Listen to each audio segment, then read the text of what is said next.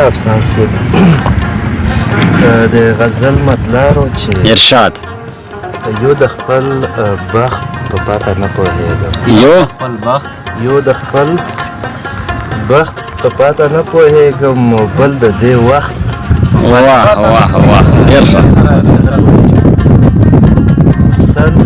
ځل مې پوه کړې چې زه سر نه لرم سل ځل مې پوه کړې سل ځل مې پوه کړې چې زه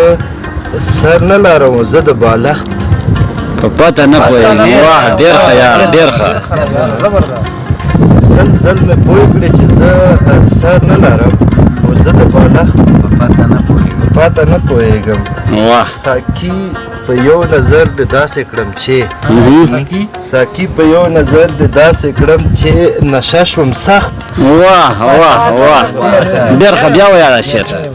مننه شکریه ساقي په یو نظر د داسې کړم چې نشه شوم سخت په پته نه پوهېږم ډېر خوندور یار او ستا د سینې د سینګار څه شی کم دی ستا د سینې ستا د سینې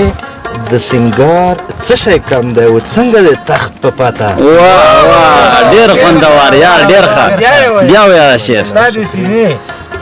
بخښنې سره ستا د سینې د سینګار څه شی کم دی او څنګه د تخت په پته نه پوهېږم ډېر ښه یار ډېر الله مقطع یې دا چې زما نسیم نه یو کفن راوغواړه زه د بل رخت په پته نه پوهېږم واه